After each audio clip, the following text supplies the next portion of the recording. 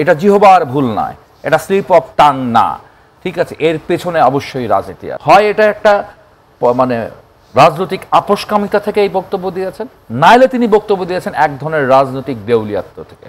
এবং বিএনপিও মানে আতঙ্কিত হচ্ছে, তাদেরকে বোঝানোর চেষ্টা করছে এই দেখো ডাকসুতে যা ঘটেছে জাতীয় নির্বাচনে কিন্তু সেটা ঘটতে পারে। সব যদি শিবির হয়ে যায় তাহলে নীলক্ষেতে তো ছাপানো হয় কেন? আসলে প্রশ্নটা আমাকে করায় আমি কোনো ইতিবাচক তো উত্তর দিতে পারবো না। আচ্ছা, আমার সহালোচক খুব দুঃখ পাবে, তার সাথে খুবই দ্বিমত পোষণ করবো।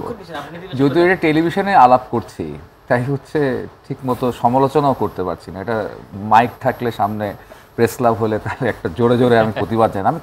আমি খুবই হতাশ। আমি সোজা এবং সাপটা কথা যে মির্জা ফখরুল সাহেবকে আমরা দীর্ঘ এই যে 15 বছর এই আন্দোলনের ক্ষেত্রে তার একটা স্মার্টনেস আমরা দেখেছিলাম, তীক্ষ্ণ বুদ্ধি, তার সম্পূর্ণ বক্তব্য আমরা দেখেছিলাম। মেপে মেপে কথা বলতেন, খুবই জরুরি কথা বলতেন, খুবই সাহসী কথা বলতেন, জেলও খেটেছেন, মামলাও হয়েছে। এত কিছু পর একজন চমৎকার পরিণত একজন নেতার মুখ থেকে যখন হচ্ছে এই ধরনের কথা শোনা যায়, তো আমার কাছে বুঝতে হবে এটা কোনো স্লিপ অফ টাং না, যে হঠাৎ কোনো একটা আবেগে মুখ দিয়ে জিহ্বা দিয়ে বেরিয়ে গেছে। এটা জিহবার ভুল নয়, এটা স্লিপ অফ টাং না, ঠিক আছে। এর পেছনে অবশ্যই রাজনীতি আছে, আমি স্পষ্টভাবে এটা দেখতে চাই। এবং আমি দেখতে চাই যে এই রাজনীতির খেলাতে বিএনপির মতো বর্ষিয়ান দল এবং তার এরকম বর্ষিয়ান প্রবীণ নেতারাও আমার মনে হচ্ছে যে ইউনূস সাহেব তো রাজনীতি সারা জীবন করতেন না, মাত্র ওই যে 1-1.5 বছর ধরে রাজনীতি করা শুরু করেছেন আর কি। তো তার স্মার্টনেসের খেলায় তারা হচ্ছে পরাস্ত হচ্ছে। যেমন আমি দেখি যে বিএনপি এক সময় এই টেবিলে এসো, ঠাকুর ভাইয়ের কথা বলছে, অনেক তাদের যে হচ্ছে আলোচক যারা থাকেন টকশো, তীব্র প্রতিবাদ করেছেন, দাবি জানিয়েছেন, অনেক সময় অনেকখানে দাবি জানিয়েছেন, বিভিন্ন অনুষ্ঠানে দাবি জানিয়েছেন যে হচ্ছে ধরেন প্রতিরক্ষা উপদেষ্টার পদত্যাগ চাই, কখনো বলেছেন স্থানীয় সরকার উপদেষ্টার পদত্যাগ চাই। আপনি দেখবেন কত স্মার্টলি যে বিএনপির সাথে বৈঠকে সেখানে উপস্থিত আছেন আসিফ মাহমুদ। আবার দেখবেন যে লন্ডন যে বৈঠকটা হলো ওইখানে দেখা গেল যৌথ যে বিবৃতি দিচ্ছেন সাংবাদিকদের, সেখানে উপস্থিত আছেন হচ্ছে খলিল সাহেব।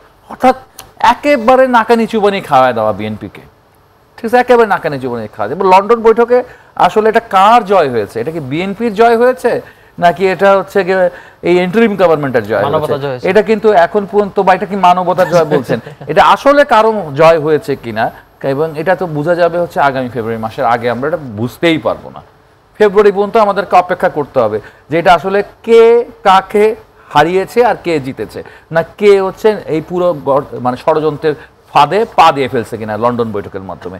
এটা বোঝা যাবে আগামীর ক্ষেত্রে।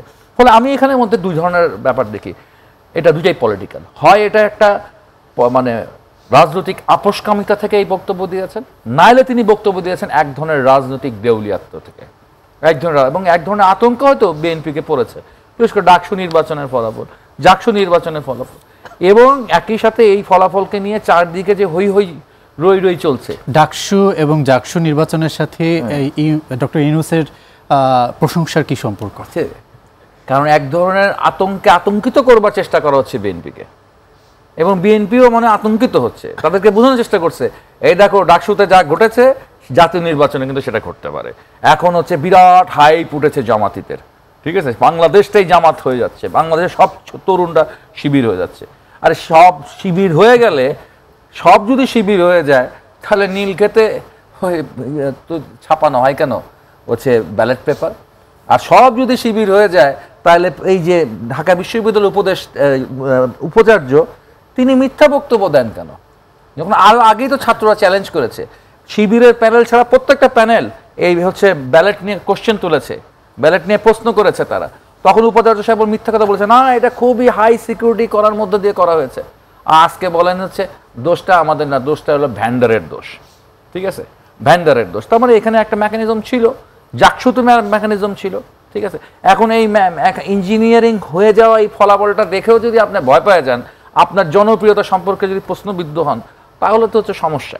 এবং সেই ভয়ের আতঙ্কের মধ্যে দিয়ে যদি আপনি এখন হচ্ছে গিয়ে তোষণ করা শুরু করে দেন হচ্ছে গিয়ে মানে প্রধান উপদেষ্টাকে, তাইলেও একটা খুবই দুঃখজনক ব্যাপার। আর অহেতুক আমি বলি জাতিসংঘতে তিনি গেলেন সাথী হয়ে, এনসিপির খুব অগ্রসর হয়েছে এইখানে সাথী হওয়ার কারণে, ঠিক আছে, কিন্তু বিএনপি যে এখানে সাথী হলেন, সাথী হওয়ার মাধ্যমে এনসিপি নেতৃবৃন্দ একটু আন্তর্জাতিকভাবে আরেকটু পরিচিত হলেন, ওদের দরকার আছে পরিচিত হওয়া, কিন্তু বিএনপি বা বিএনপি নেতৃত্ব পরিচিত হওয়া দরকার নেই, তারা যথেষ্ট প্রতিষ্ঠিত এবং যথেষ্ট পরিচিত।